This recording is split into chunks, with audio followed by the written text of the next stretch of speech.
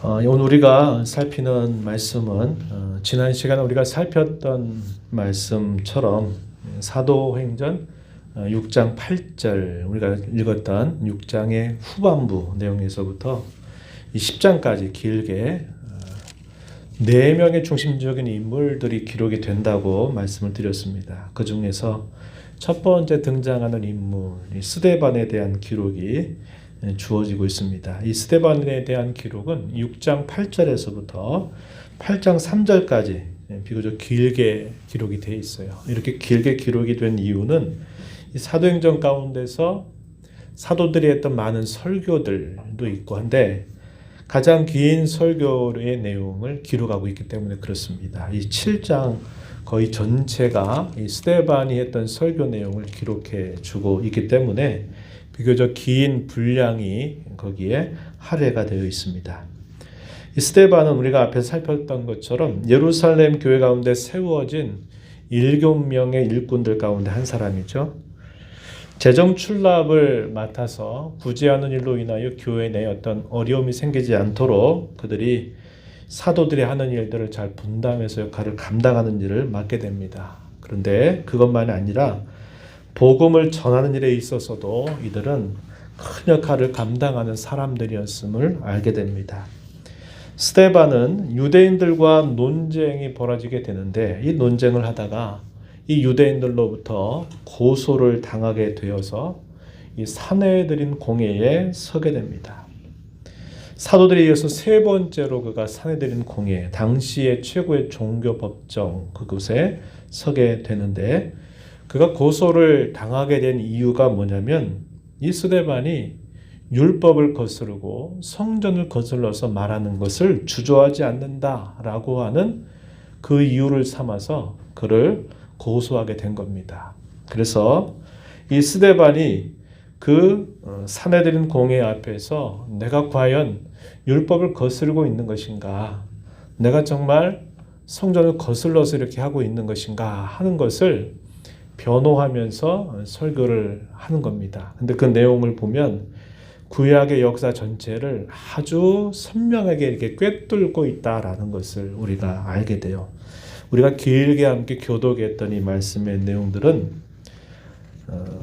아브라함을 통해서 하나님이 그 민족의 조상으로 세우고 아브라함에 이어서 족장 시대 그리고 족장 시대의 말미에 요셉이라고 하는 인물을 통해서 하나님께서 어떤 일들을 이루어 주셨는지 그 이후에 그들이 애굽에서 오랜 시간 동안 번성하여 잘 살다가 그곳에서 노예살이로 전락하게 되고 또 그곳에서 출애굽을 하게 되며 광야 40년 세월을 보낸 것에 대한 내용들 그것이 오늘 우리가 읽은 7장 2절에서부터 43절까지 기록이 됩니다. 우리가 이제 다음번에 살펴보게 되는 내용은 성전에 관계된 이야기에 초점이 맞추어진다면 오늘 우리가 읽은 이 본문의 내용에서는 율법에 대하여 초점을 맞추어서 스데반이 쭉 설명을 하는데 이스라엘의 중요한 역사들을 다 하나하나 짚어주면서 그 이야기를 건네주고 있다 하는 겁니다.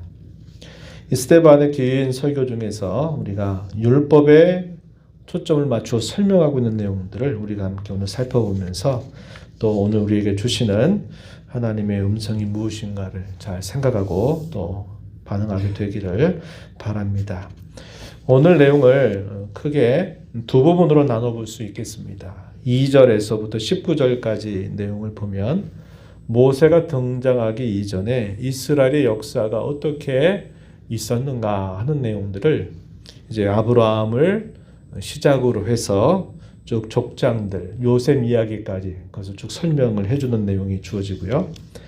20절에서부터 우리가 읽은 마지막 43절까지 내용에서는 출애굽의 역사로부터 그들이 시내산에서 하나님의 말씀을 받았던 일들, 그 이후에 광야 40년 세월들을 이렇게 이야기합니다. 초점이 어디에 모아지느냐? 모세 시대에 있었던 일들을 기록해 주는데 그 초점이 율법을 그들이 받아서 하나님의 언약의 백성이 되었다는 것을 이야기하고 그 이후에 40년 동안 이 광야 생활 동안 그들이 어떻게 했는가 하는 내용들을 소개해 주는 내용이 기록이 됩니다. 앞부분의 내용을 먼저 보면은 이 스데반이 하나님을 섬기는 이 종교가 어떻게 시작이 되었는가 하는 것을 이야기할 때 하나님께서 아브라함을 부르신 일로 인해서 이것이 구체적으로 시작이 됐다. 이것을 이야기해 줍니다. 그리고 이 아브라함을 부르셔서 하나님이 그에게 약속을 주셔요.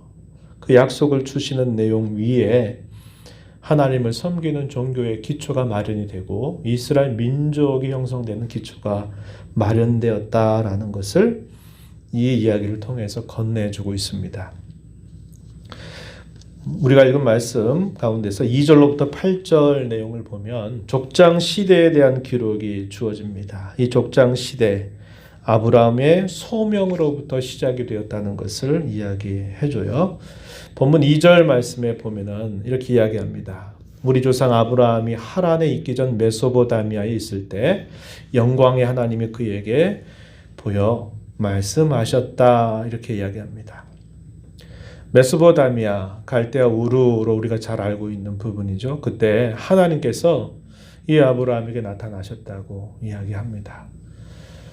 여호수아가 여호수아서 23장, 24장 보면은 마지막 유언적인 설교를 하는 그 내용에 등장하는데 거기 보면 아브라함 이전에 그의 아버지였던 데라 때까지 우상을 섬기는 자들이었다라는 것을 이야기해 줍니다. 그런데 하나님께서 나타나셔서 그를 불러서 그로 하여금 가나안 땅을 향해서 나아갈 것을 하나님이 말씀하셨다는 것을 보여주고 있습니다. 우리가 읽은 3절 보면 하나님께서 하셨던 말씀 이렇게 간단하게 요약하고 있어요. 내 고향과 친척을 떠나 내가 너에게 보일 땅으로 가라. 이런 명령을 주셔서 그가 마침내 메소포타미아 그리고 하란을 거쳐서 마침내 가나안 땅으로 오게 된 사실들을 이야기해 줍니다. 이에 대한 자세한 기록은 창세기 12장 1절로부터 3절 말씀에 자세히 표현이 되어 있습니다. 그 내용을 이야기하면 세 가지의 약속으로 정리해 볼 수 있겠는데 하나는 뭐냐면 하나님께서 너로 큰 민족을 이루게 하시겠다 이렇게 말씀을 하십니다. 그리고 그에게 땅을 자신들의 기업으로 주실 것을 말씀하고 그가 복이 돼서 그의 후손을 통해서 천하 만민이 복을 받게 될 것이다 라는 이런 약속을 아브라함에게 이야기하시게 됩니다. 아브라함을 불러서 그로 하여금 신앙의 여정을 출발하고 떠나게 하신 하나님이 마침내 그에게 약속하는 그 목적의 땅으로 그 아브라함과 모든 식솔들을 인도해 가시게 됩니다. 그래서 그들이 마침내 그 약속의 땅에 도달하게 된 것을 소개하고 있어요. 5절 말씀에 가서 보면은 이렇게 말합니다. 그 땅에 이미 아브라함이 들어갔다는 거죠. 가나안 땅에 들어갔지만 그러나 여기서 발붙일 만한 땅도 유업으로 주지 아니하셨다. 이렇게 이야기합니다. 발붙일 만한 땅.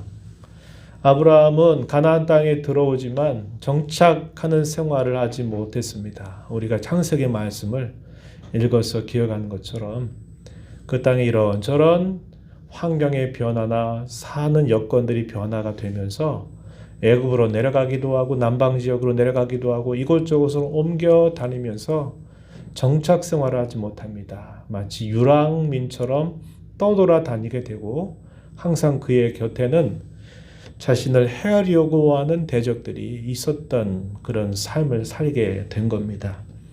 그래서 하나님 그런 약속을 주셨음에도 불구하고 사실상 아브라함은 발붙일 땅조차도 안전하게 얻지 못하고 유랑 생활을 했다는 것을 이야기해 줍니다. 그리고 그가 나중에 가서 막벨라 굴을 사서 그곳에 자기의 아내를 먼저 장사 지내고 자기도 거기에 매장이 되고 또 이삭도 마찬가지고 야곱도 그렇게 되는데 실제적으로 아브라함이 소유권을 주장할 수 있는 곳은 바로 거기였습니다. 막벨라 굴과 그 굴을 주위에 있는 밭, 이것을 돈을 주고 사서 그것을 얻은 것 외에는 실제적으로 그가 차지했던 땅은 없었다고 하는 겁니다. 근데 이 부분에 대해서 어떻게 설명을 해주냐면 히브리서 11장 16절 말씀에 가서 보면은 이렇게 이야기를 해줍니다.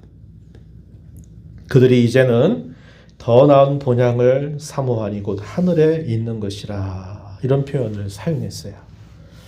하나님께서 아브라함에게 약속하신 것은 그 땅을 그들의 유업으로 주겠다, 기업으로 주겠다 말씀을 하셨지만 정작 그가 평생 동안 살면서 실제 자기 땅이 된 것은 조금 전 말씀드렸던 그 땅 외에는 자기 것이 아니었다고 하는 겁니다. 하나님 이걸 통해서 아브라함에게 뭘 보여주느냐? 하나님이 진정으로 자기에게 주시려고 하는 것이 무엇인가를 깨닫게 하시는 겁니다. 땅을 아무리 많이 차지한다 하더라도 그 땅이 자기에게 안전이 확보되지 못한다면 그 땅을 아무리 많이 가지고 있어도 그게 무슨 소용이 있겠습니까? 하나님은 아브라함을 이렇게 저렇게 유랑민처럼 떠돌아다니게 하시면서도 그를 보호해 주시고 그를 끊임없이 인도해 주세요. 그러면서 아브라함이 깨닫게 된 사실은 뭐냐면, 하나님이 정말 주시겠다고 하는 것은 눈에 보이는 이 땅, 이것이 아니로구나. 이것이 아니라 이걸 통해서 하나님이 정말 주시려고 하는 것은 영원한 나라구나. 이것을 그가 알게 되었다고 하는 겁니다. 그래서 그들은 약속하신 것을 다 받지 못했지만 멀리서 그것을 소망 중에 바라보고 환영하고 기뻐하는 삶을 살았다라고 이야기를 해줘요. 이 내용이 히브리서 11장 13절에서부터 16절까지 이야기해 주는 내용입니다. 하나님은 이 땅의 것을 통해서 영원히 변치 않는 하늘의 것을 우리에게 바라보게 해주시는 거예요. 이 땅에서 우리가 재물을 얻거나 때로 우리에게 번영을 주신다라고 할 때 거기에 안주하고 거기가 전부인 줄 생각하지 말고 이보다 더 좋은 영원하고 참된 것을 바라보게 하시려고 하시는 그분의 뜻이 있다는 겁니다. 또 반대로 그분이 삶의 여러 공경과 어려움 가운데 때로 그대로 내버려 두시는 것 같고 그를 그쪽으로 몰아가시는 것처럼 보일 때가 있어요. 그럴 때는 뭘 가르치기 위한 겁니까? 이 세상에 대한 집착, 이 세상에 대한 어떤 그리움, 이런 것들을 떨어버리시는 겁니다. 하나님이 무엇을 바라보고 살게 하시려고 하는가 하는 것을 깨우쳐 주시려고 하는 뜻이 있다는 거예요. 그래서 하나님은 우리가 보기에 좋은 것을 주셔도 또 우리가 보기에 참 힘든 것을 우리에게 허락하셔도 그 목적은 하나님께서 우리에게 주고자 하신 영원한 나라를 늘 바라보고 그 나라에 살 것을 기대하게 살게 하시려는 뜻이 있다고 하는 겁니다. 이런 말씀들을 우리 삶에 적용해도 마찬가지입니다. 우리가 살면서 순경이라고 하는 때 모든 일들이 우리가 원하고 바라는 대로 잘 되어가는 일들을 만나서 기분 좋게 어떤 걸음을 걸어가게 되기도 하고 또 반대로 우리가 원치 않는 역경이라고 하는 것을 겪으면서 힘겹게 또 걸어가야만 하는 때도 우리에게 주어진다고 하는 겁니다. 순경도 역경도 그건 다 뭘까요? 수단입니다. 수단. 무엇을 위한 수단?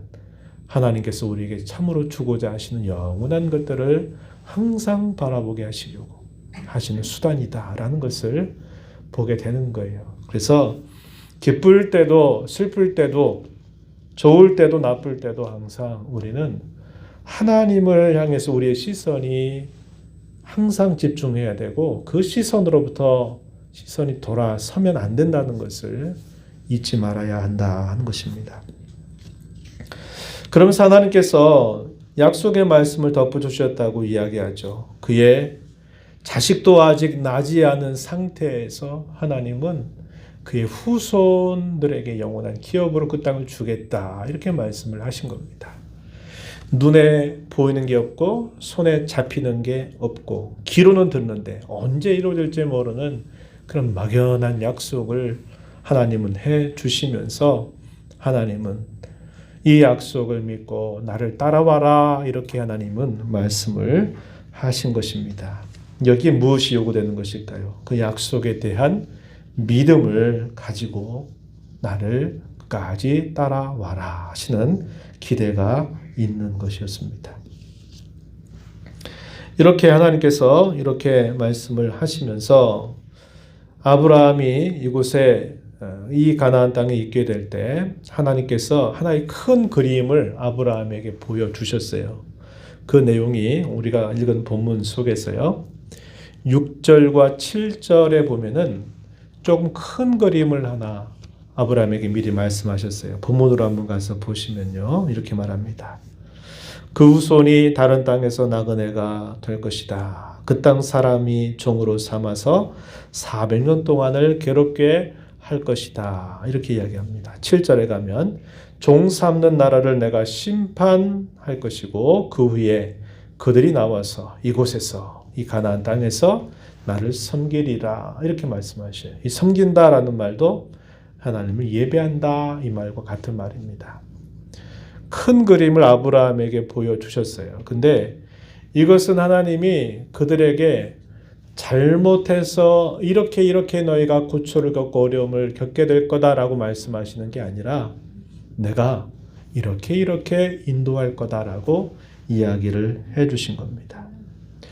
왜 이를 하나님 이렇게 하실까요? 우리 생각에는 굳이 왜 이스라엘 백성들이 애굽에 굳이 있을 필요가 있었으며 하나님 그냥 그 땅 약속하신 대로 그냥 후손들이 그 땅에서 잘 먹고 잘 살고 번영하게 되면 되는 거 아닌가 싶은데 우리가 잘 아는 것처럼 여러 가지 어려움들을 만나게 되면서 결국 애굽에서 처음에는 환영받고 잘 살다가 나중에는 애굽의 왕조가 바뀌게 되면서 이스라엘 백성들이 피라밋 같은 그런 고된 일을 하는 중노동의 노예살이처럼 아주 힘겨운 삶을 살게 되죠.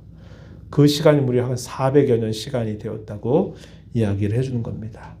그런 다음에 하나님이 그들을 간절하게 하나님을 향해서 부르짖게 하고 하나님이 그를 건져내신다 이 말이죠. 그리고 가나안 땅에 오게 하시는 겁니다. 이런 거 없이 그냥 하나님이 그냥 그 땅에 잘 살게 하시면 좋을 텐데 왜 그렇게 하실까요? 라고 할 때 하나님은 그분이 그 백성들의 구원의 하나님이 되신다라고 할 때 그 구원이 무슨 뜻인가 하는 것을 역사 속에서 하나님이 아주 선명하게 보여주시기를 원하셨던 겁니다. 그들의 죄값으로 그렇게 된 게 아니었어요.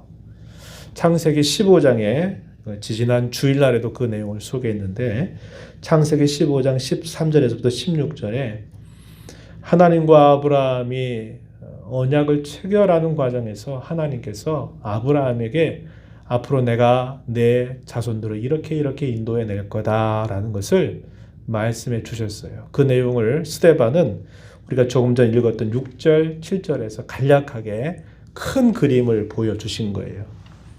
바로 그것이 애굽에서 그들이 한 400여 년 동안 살게 되다가 애굽에서 나와서 가나안 땅에 있는 족속들을 심판하고 그들이 그 땅을 차지해서 거기서 하나님을 예배하는 백성이 되게 하시겠다. 이런 그림을 보여주셨던 겁니다. 이 구체적인 내용에 대해서는 조금 전 말씀드렸던 창세기 15장 13절로부터 16절의 내용이 자세하게 소개가 되어 있어요. 그리고 하나님께서 어떻게 하시냐면 할례를 행하게 하십니다. 이 내용은 창세기 17장에 기록되어 있는 말씀을 스데반이 설명하고 있는 겁니다. 우리가 읽은 본문 8절 가서 보면은 할례 언약을 아브라함에게 주셨더니 마침내 이삭을 낳아서 8일 만에 할례를 행하게 하셨다. 그리고 그의 자식이었던 이삭, 그리고 이삭의 자식이었던 야곱이 이르기까지 다 그렇게 할례를 행하도록 하셨다라고 이야기해 줍니다. 이 내용은 창세기 17장에서 기록이 되고 있는 말씀이라고 하는 겁니다. 그 할례라고 하는 것은 자신들이 하나님의 백성이 되었다라는 것을 보여주는 중요한 의식에 해당됩니다. 이 구약의 할례가 신약으로 오게 되면 세례와 같은 것이다. 제가 그런 말씀을 드렸죠. 하나님의 자녀가 되었다, 그의 백성이 되었다, 이런 것을 표시해주는 거룩한 예식이었다고 하는 겁니다. 이렇게 해서 그들로 하여금 큰 그림을 그려주셨고, 마침내 어떻게 하셨냐면, 우리가 읽은 본문 9절로부터 19절 말씀에 보면은 그들이 애굽으로 옮겨가게 된 그 상황을 이야기해 줍니다. 그 전에 형제들의 미움을 받았던 요셉이 애굽으로 팔려가게 되면서 이 팔린 요셉을 약 13년이라고 한 시간 동안 하나님이 아주 극심하게 연단하시죠. 훈련하시죠. 그가 잘못한 것이 아닌데도 무고하게 여러 가지 고난을 받게 되면서 13년 만에 하나님이 이 요셉을 애굽의 총리로 세우셔요. 그리고 이 요셉이 세워지게 되는 그 배경이 그 당시에 모든 그 고대 세계에 큰 흉년이 깃들게 되면서 이 흉년을 대비한 요셉에 의해서 이 야곱의 나머지 모든 자식들 그리고 모든 식솔들이 애굽으로 건너가게 된 사실들을 이야기해 줍니다. 그래서 이 애굽에 가서 처음에는 환영을 받고 잘 살고 번영을 누리게 되다가 애굽의 왕조가 혁명이 일어나면서 그 이스라엘 백성들을 좋게 봤던 그 왕조가 망하고 새로운 왕조가 일어나게 되면서 이 이스라엘 백성들이 많은 사람을 이루고 번영하는 것을 두려워하게 되죠. 그래서 그들을 노예로 전락시켜 버리게 됩니다. 우리가 읽은 말씀 중에요. 18절 말씀으로 가서 보면은 이렇게 말합니다. 요셉을 알지 못하는 새 임금이 애굽 왕 위에 오르매. 당시 애굽 왕조가 혁명이 일어나면서 왕이 바뀌어 버리게 됩니다. 그러니까 그 새롭게 세워진 왕이 이스라엘 백성들을 노예로 삼아 버리게 돼요. 그래서 그곳에서 많은 고초를 당하게 되었습니다. 고된 종살이를 하게 되면서 그들의 삶의 환경이 확 바뀌어버리게 되죠. 바로 그 즈음에 모세가 태어났다는 것을 이야기합니다. 본문 20절부터 43절까지 쭉 이야기해 주는데, 아까 말씀드렸던 것처럼 여기서 스데반 초점을 모으고 있는 것은 율법에 대해서 변호를 한 겁니다. 역사 이야기를 하면서 율법을 과연 누가 거스르고 있느냐, 너희가 말한 것처럼 내가 이 율법을 거슬러서 지금 말하고 있는 거냐, 아니면 말하는 너희와 우리 조상들이 그렇게 한 것이냐 하는 것을 역사를 통해서 이야기를 해주는 겁니다. 먼저 그 내용 가운데서 출애굽에 대한 기록들이 길게 설명이 되는데요. 본문 20절부터 36절까지 소개가 됩니다. 잘한 이야기죠. 모세가 태어나게 되고 죽음의 위협을 통해서 3개월 동안 부모님이 이 모세를 기르다가 더 이상 안 되겠다 해가지고 갈대 상자를 엮어서 떠나 보내면서 하나님의 손길에 맡겨드리게 됩니다. 때마침 하나님이 순적하게 인도하시는 것은 당시 애굽의 공주가 이 모세를 건져요. 건졌다라는 말, 거기에서 모세라고 하는 이름이 지어지게 됩니다. 그래서 모세가 출생해서 자라게 되면서 거기에서 약 40년 동안을 지나게 돼요. 애굽의 궁정에서 바로의 공주의 아들로 자라게 되면서 애굽의 모든 학술을 다 익히고 훈련을 받게 됩니다.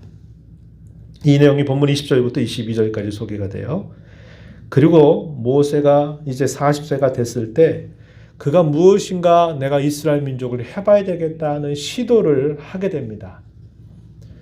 어머니로부터 받았던 그 신앙의 교육, 그리고 자기가 이스라엘 백성이라고 하는 것을 계속 잊지 않았던 이 모세는 자기가 애굽의 모든 학식들과 훈련들을 다 받고 나서 내가 우리 민족을 위해서 무엇인가를 내가 해야 되겠다 하는 이런 소원을 가지게 되었습니다. 잘 아는 것처럼 당시에 자기 민족의 한 사람이 이 애굽 사람에 의해서 큰 수모를 당하는 것을 보고 이 모세가 나서서 그것을 막죠. 그리고 그 애굽 사람을 죽이게 됩니다.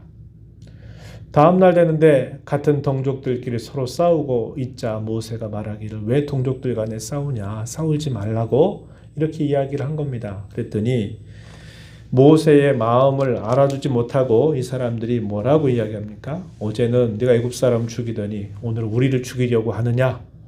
라고 이렇게 말하게 되니까 모세가 안 되겠다. 이러다가 안 되겠다 싶어가지고 그걸 다 버려둔 채 어디로 가느냐면 미디안이라고 하는 곳으로 도피하게 됩니다. 그래서 미디안의 이런 광야에서 약 40년 동안 그의 삶을 살아가게 되는 내용들이 소개가 돼요. 본문 23절 한번 보시면은 이렇게 이야기합니다. 나이가 40이 되면 그 형제 이스라엘 자손을 돌볼 생각이 났다. 자기가 뭔가를 해보려고 했던 거예요. 우리 민족이 이렇게 살아서는 안 된다 하는 것을 기억하고는 뭔가 해보려고 큰 야심을 품은 거죠. 좋은 야심을 품은 겁니다. 근데 자기의 시도대로 되지가 않고 오히려 자기는 도망자로서 애굽의 모든 것들을 버리고 미디안으로 도망을 치게 된 겁니다.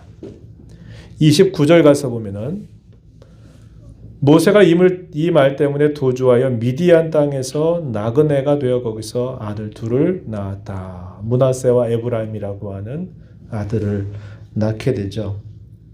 이곳에서 보낸 시간들이 약 40년 세월들을 보내게 됩니다. 40년이 차게 되니까 갑자기 하나님께서 이 모세를 부르십니다. 그러면서 이 모세를 불러서 애굽으로 그를 보내게 된 것을 이야기해 줘요. 이게 30절 하반절에서부터 36절까지 쭉 소개를 합니다. 하나님 아브라함에게 보여주셨던 큰 그림을 이루어 가시기 위해서 아래에 검색 칩을 탭하세요. 죄송합니다.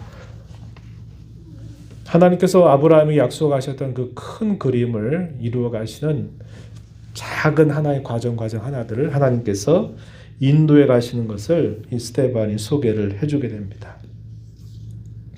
그러면서 하나님은 이 40년 동안의 미디안 생활 속에서 하나님은 모세 모르게 그를 연단하고 그를 훈련시키시는 일을 하신 거예요. 우리가 뒤에서 생각해 보겠습니다만 하나님이 이렇게 인도해 가시는 과정이 우리의 생각과 다를 때가 많다는 것을 우리는 보게 돼요. 뒤에서 좀 생각해 보도록 하고요. 이렇게 하나님께서 40년을 보내고 난 이 모세를 불러서 마침내 그를 애굽으로 보내게 하시죠. 그리고 그 모세를 통해서 이스라엘 백성들을 마침내 아브라함이 약속하신 땅 이곳으로 돌아오게 하신 겁니다. 우리가 읽은 말씀 가운데서요. 36절 한번 보시면은 이렇게 말합니다. 이 사람이 백성을 인도하여 나오게 하고 애굽과 홍해와 광야에서 40년간 기사와 표적을 행하였다. 출애굽으로부터 40년 세월, 광야 생활 전체를 짤막하게 이렇게 요약을 해주고 있는 겁니다. 그런 가운데 하나님이 어떤 일을 하셨냐면 하나님께서 그들과 언약을 세우시고 그들에게 말씀을 주셨다는 겁니다. 율법을 주셨다는 것을 이야기해줘요.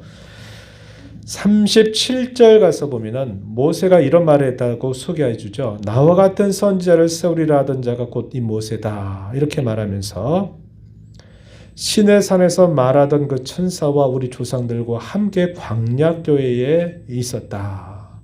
살아있는 말씀을 받아 우리에게 주던 자가 이 사람이다. 하나님이 모세를 통해서 그들과 시내산에서 언약을 세우고 그들에게 율법을 주신 사실들을 이야기해 줍니다. 여기까지는 잘 알고 있는 이야기예요. 근데 이스라엘 백성들이 간과했던 사실들을 이제 스데반이 이야기하기 시작하는데 그게 뭐냐면 율법을 그렇게 받았다고 말하고 그 율법을 그렇게 자랑하던 그 조상들이 어떻게 했는가를 이제 하나하나 꼬집어서 이야기를 하는데 결론은 뭐냐? 끊임없는 반역이었다. 우상 숭배에 빠졌다라는 사실을 이야기하고 있는 겁니다. 모세를 통해서 율법을 주셨지만 모세에게 그토록 복종하지 않았다. 광야교회에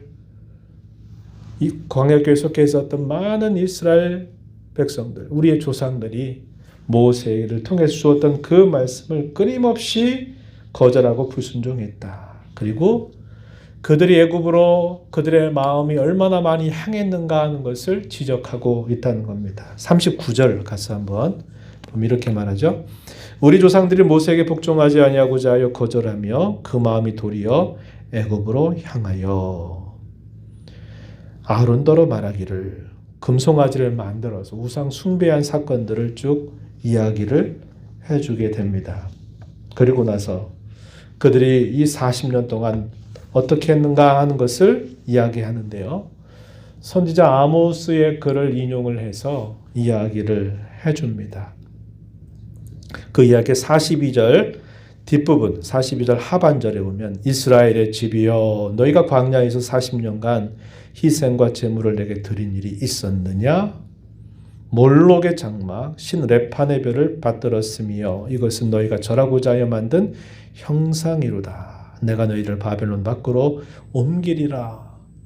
이러한 말씀이 아모스서에 기록되고 있는 이 말씀을 인용을 해서 하나님께서 하신 말씀을 그들에게 상기시켜 주는 겁니다. 광야 40년 그들의 세월 동안 한 일이 뭐냐? 끊임없는 반역이었다. 애굽에서 건져내는데 계속 옛날로 그 애굽으로 차라리 돌아가면 좋겠다 말하면서 그렇게 많이 하나님을 반역했던 일들, 우상 숭배에 빠졌던 이 일들을 스데반이 이야기하면서 율법을 자랑하는 너희가 율법을 가졌다고 그것을 그렇게 아주 우쭐하게 생각하는 우리의 조상들은 그 율법을 받긴 했어도 그 율법을 끊임없이 거역하고 반역하는 일들을 해왔다는 것을 이야기해주고 있는 겁니다. 그리고 이걸 통해서 스데반이 하는 말이 뭡니까? 너희들은 율법을 가졌다고 자랑하지만 이 율법을 따라서 너희가 살고 있느냐? 라고 반문하는 거죠. 가진 것만이 전부가 아니라는 것을 그들에게 꼬집어서 이야기를 하게 되는 겁니다. 조금 전 기록된 이 말씀은 아모스 5장 25절 이하에 있는 그 말씀을 스데반이 인용을 해서 그들에게 책망하는 말을 건네주는 부분입니다. 이 말씀을 통해서 결국 스데반이 하는 말은 무슨 말이냐? 우리의 하나님을 섬기는 이 구약의 종교는 우리 조상 아브라함을 부르신 일로부터 시작을 했고 또 그것을 통해서 하나님이 약속을 받은 것으로 우리의 종교가 세워졌고 우리는 하나님의 특별한 구원의 역사와 함께 시내산에서 언약을 받고 언약을 체결하고 율법을 받은 백성이라는 겁니다. 그런데 정작 그 율법에 대해서 그 40년 광야 생활 동안 끊임없는 반역을 보였던 것처럼 여전히 우리가 그 율법에 대해 이런 태도를 가지고 있지 않느냐 이렇게 말하고 있는 겁니다. 누가 율법을 거스렀느냐고 말할 수 있겠느냐 이 사실에 대한 답변을 스데반이 이 역사 이야기를 통해서 해주고 있다는 겁니다. 이제 우리가 다음번에 읽어가게 되는 이 44절부터 이에 주어지는 말씀 53절까지 내용에서는 성전에 대한 이야기를 하면서 누가 성전을 지금 거스르고 있는지 또 역시 스데반이 이야기를 해나간다는 것을 우리가 보게 될 겁니다. 오늘 우리가 이 말씀을 보면서 몇 가지 생각을 해봐요. 이스라엘 백성들이 그렇게 많은 반역을 하고 우상 숭배에 빠지지만 하나님은 그들을 버리지 않으세요. 그들을 고치고 또 고치고 그들을 또 이끌어서 마침 하나님이 약속하신 것을 이루어 주십니다. 아브라함에게 하신 그 약속을 하나님이 이루어 주셨다는 것을 알게 돼요. 하나님은 그 백성들을 향한 은혜를 거두지 않으셨습니다. 하나님이 하신 약속은 하나님이 반드시 이루어 주셨다는 것을 우리는 살펴보게 됩니다. 우리의 삶을 한번 돌아보세요. 우리도 마찬가지입니다. 우리 살아온 삶 속에 끊임없는 반역, 또 불순종, 또 또 우리 마음속에 보이는 우상이 아니지만 끊임없는 탐심을 통해서 얼마나 많은 우상에 젖어 살아왔는지 모릅니다. 그럼에도 불구하고 하나님이 우리를 여기까지 인도해 주신 것을 우리는 알게 돼요. 그래서 우리가 이것으로 인해서 하나님의 은혜에 늘 감사해야 된다 하는 것을 배우게 되고, 또 한편으로는 늘 겸손해야 될 것을 배우게 됩니다. 우리가 뭘 잘한다고 하나님 앞에 말할 수 있겠어요? 잘하는 게 뭐가 있겠습니까? 잘하는 것이 한두 가지라면 못하는 것은 이루 말할 수 없는 겁니다. 그래서 우리가 늘 하나님 앞에 무엇을 하든지 우리는 하나님 앞에 겸손한 자세를 잊지 말아야 돼요. 그리고 늘 하나님 앞에 우리의 허물과 연약함과 죄에 대하여 참되고 진실한 회개의 삶을 우리가 끊임없이 힘써야 될 것을 우리가 이걸 통해서 배우게 돼요. 한편으로는 감사, 또 한편으로는 겸손과 회개의 삶, 이것이 우리가 하나님을 섬기는 마땅한 자세임을 배우게 됩니다. 하나님은 약속하신 대로 오늘 우리의 삶도 인도해 주실 것입니다. 우리는 믿음의 소망을 가지고서 하나님의 인도를 잘 따라가는 일에 힘쓰는 백성이 되어야 하겠다는 겁니다. 우리가 지지난 주일에도 생각해 봤죠. 우리를 인도하신 하나님의 손길이라는 말씀을 가지고 제가 이 이야기를 함께 나눈 바가 있어요. 하나님의 인도는 순행적으로 우리를 이렇게 순조롭게 인도해 가시기도 하고, 때로는 역행적으로 우리를 인도해 가시기도 하신다 그랬습니다. 순행적으로 인도하신다 하더라도 그 인도하시는 일에 있어서 때로는 기적을 베푸셔서 길이 없는 곳에 길을 만들어 가시기도 하고, 때로는 가장 좋은 거, 일이 착착착착 들어맞도록 하나님께서 인도해 주시는 것도 우리에게 보여주셔요. 그러나 또 때로 하나님은 우리를 인도해 주시되 우리의 기대와 생각과 다르게 하나님의 시간표에 따라서 우리를 이끌어 가시기도 한다는 것을 우리는 배우게 됩니다. 아까 우리가 살폈던 말씀 가운데 모세가 자기는 나름대로 하나님 백성이라는 걸 잊지 않았기 때문에 애굽의 이 바로의 궁정에서 자기가 출세하고 잘 되겠다 하는 마음을 갖지 않았어요. 그는 차라리 나의 백성들과 함께 내가 고난 받는 것이 차라리 낫다. 내가 하나님을 섬기는 백성이다. 그래서 자기가 40년 동안 애굽 생활을 통해서, 궁정 생활을 통해서 익힌 모든 것들을 수단 삼아서 내가 이 민족을 어떻게 해야 되겠다는 그런 아주 좋은 소원을 가지고 뭔가 액션을 취했는데, 그의 마음은 무시당하고 살인자로 누명을 쓰게 되면서 이 모세의 시도가 물거품이 되고 말아버려요. 그리고 그는 더 이상 내가 애굽에 있으면 안 되겠다 해가지고 모든 걸 다 버려두고 미디안으로 도망쳐서 40년 동안 그곳에서 생활하게 된 겁니다. 자기의 좋은 기대와 소원은 안 맞았어요. 그런데 하나님은 그 시간표를 바꾸어서 하나님은 그것을 다르게 인도해 가시는 거죠. 그래서 하나님이 이렇게 인도하실 때에도 때로 이렇게 때를 다르게 이끌어 가시고 우리의 생각에 지연되도록 하시는 경우도 있지만, 하나님의 시간표에 맞게 하나님은 인도해 가신다는 것을 배우게 된다는 겁니다. 우리의 삶 속에서도 마찬가지. 그래서 우리의 삶, 우리가 계획하는 대로 잘 되면은 잘 되는 대로 하나님 앞에 또 감사해야 되겠고, 우리가 하나님 앞에 좋은 마음을 가지고 뭔가를 하고자 하는데 그 일들이 계속 안 되잖아요. 그러면 하나님의 시간표가 나와 다르구나, 이런 생각을 가지고 믿음을 가지고 잘 기다리는 자세를 가져야 돼요. 때로는 우리의 계획과 전혀 반대되는 쪽으로 우리 이끌어 가실 때도 있다면, 그때는 또 하나님 앞에서 무엇인가를 우리가 깨닫고 생각하고 다져가는 자세를 가져야만 한다고 하는 것이죠. 분명하게 하나님 우리를 인도해 주신다 하는 겁니다. 그럴 때 우리가 가장 요구되는 것은 어떤 일을 만나든지 간에 주님 안에서 생각하고 주님 안에서 모든 일들을 그것을 다져가고 회복하고 열심을 내는 자세를 가져야만 한다는 것입니다. 이런 말씀들 우리 마음에 잘 새겨서 우리 남겨진 인생의 때를 하나님 앞에 더 값지고 귀하게 살아가는 모두가 되기를 축복합니다. 하나님 아버지, 오늘 저희가 함께 말씀을 보면서 누가 참으로 율법을 거스른 자인가 하는 것에 관한 스데반의 이야기를 함께 살펴보았습니다. 반역의 역사였고 우상 숭배 역사였음에도 불구하고 하나님이 약속하신 것을 이루시는 신실한 하나님이셨음을 저희가 살펴봅니다. 하나님 앞에 늘 연약하고 부족하고 허물이 많은 자들임을 잊지 않게 하사 겸손하게 하시고 회개의 삶을 늘 힘써가게 하시고 주님을 늘 가까이 하는 자로 살아가는 저희들의 삶이 되도록 인도해 주시기를 원하고 바랍니다.